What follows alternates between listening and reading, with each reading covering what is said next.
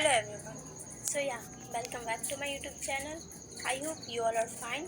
I am also fine. So previous classes में मैंने news के टॉपिक को बहुत ही अच्छे से कवर अप किया था. So now in this class we will discuss about a new topic. Let's start.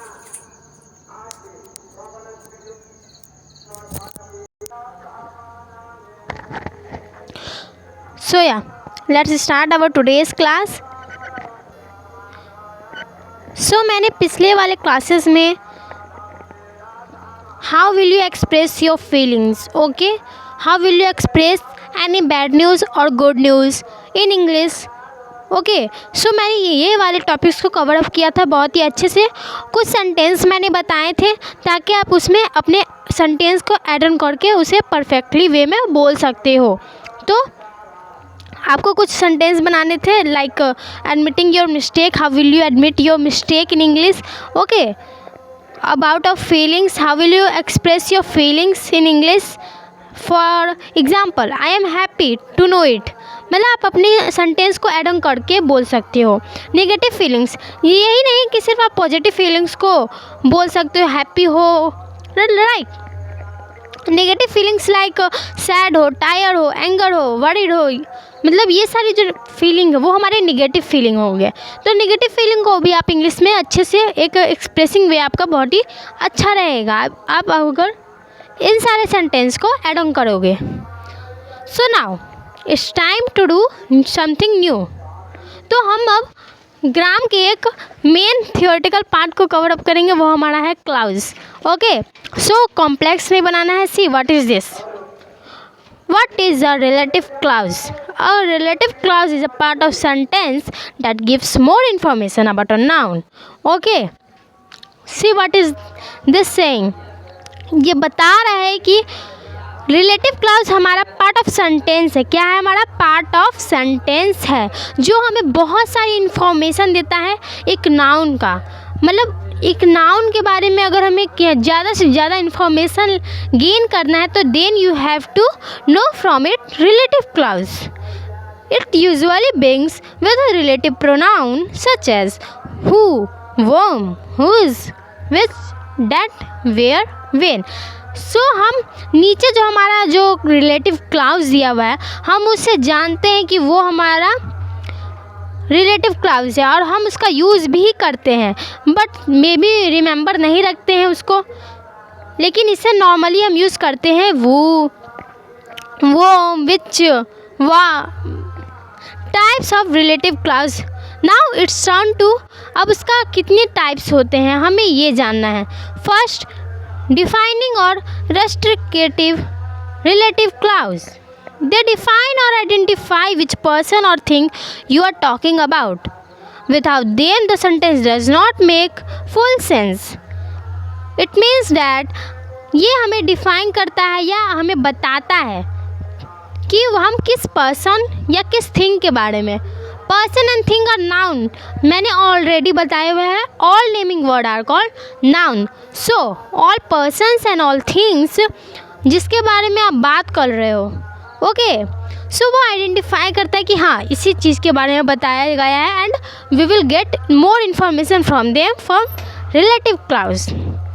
C the examples. The women who is wearing a red dress is in my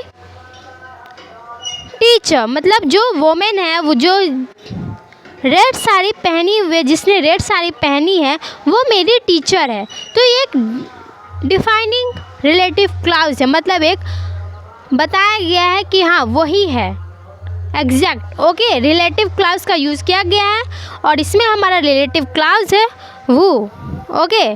the book that you gave me is very interesting. जो book आपने मुझे दी थी वो बहुत ही interesting थी, बहुत ही रोचक थी. नॉन डिफाइनिंग, मतलब नॉन डिफाइनिंग क्या मतलब है, और नॉन क्लाउज जिसमें हमें डिफिनिशिंग नहीं मिल रही है, एग्जैक्ट हमें नहीं पता चल रहा है कि वो किस नाउन के बारे में बताया जा रहा है, किस थिंग के बारे में बताया जा रहा है, तो वो अच्छे से उस चीज़ को डिफ़ाइन नहीं कर पा रहा है. इसलिए हम कह रहे हैं कि non defining clause. They add extra information. The meaning of the sentence is still clear when If you remove the clause, these are always separated by commas. इसमें हमें एक छोटा सा ट्रिक मिल गया है. What is this? See, इसमें हमें ये ट्रिक मिला है कि ये हमेशा सेपरेटेड रहेगा कॉमा से. ओके, एग्जाम्पल देखो. माई ब्रदर कॉमा है who lives in London comma is coming to visit. So we will understand from that कि this is our non-defining relative clause. Okay, the Taj Mahal, which is in Agra, is a very famous monument. Okay guys, tell me इसमें relative clause कौन है? relative clause दोनों sentence जो हमारे examples के तौर पे दिया गया है उनमें relative clause क्या है? See, relative clause है हमारा पहला में वो, and the second is which. The girl that won the speech competition is my student. It means कि ये हमारा fill in the blanks है and you have to fill from the relative clause which I taught. Okay, जो भी मैंने relative clause के बारे में आपको पढ़ाया अभी तक और जो भी examples है like who, which, whose, right, तो आपको उसका यूज़ करना है इन सारे सेंटेंस में, फिल इन द ब्लैंक करना और अकॉर्डिंग टू सेंटेंस आपको अपने रिलेटिव क्लाउज को भरना है. मतलब कहाँ कौन सा रिलेटिव क्लाउज लगेगा ताकि वो सेंटेंस का एक्सप्रेसिंग वे एक बहुत अच्छा जाए, एक्सप्रेसिंग पूरा डेफिनिंग अच्छा हो तो आप उससे भरना. What are verb? Okay, a proverb is a short common saying or phrase that gives advice, wisdom or a life lesson. तो ये हमारा proverb का जो कुछ प्रैक्टिस है, मैं इसे जूम कर दे रही हूँ. You will write it and I will explain it in next class. आज हमने क्लाउज के बहुत ही मेन टॉपिक्स को कवर अप किया. ओके गाइस, क्लाउज हमारा दो पार्ट में है, डिफाइनिंग एंड नॉन डिफाइनिंग. जिसमें डिफाइनिंग हो किसी नाउन के बारे में हमें ज़्यादा से ज़्यादा इन्फॉर्मेशन गेन करने को मिले, and non defining it means that जिसमें एग्जैक्ट पर्सन या एग्जैक्ट नाउन के बारे में ना बोला जा रहा हो. एग्जाम्पल से हमें क्लैरिफिकेशन मिला. If you want to make notes you will can and it will be very useful for you because जब आप रिविज़न करोगे तो क्लाउज को एक बार अच्छे से देख लोगे.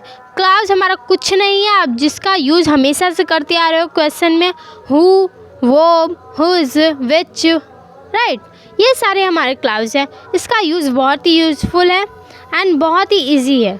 सो don't make it complex. Okay, it is very easy. So keep practising, keep learning. Thank you.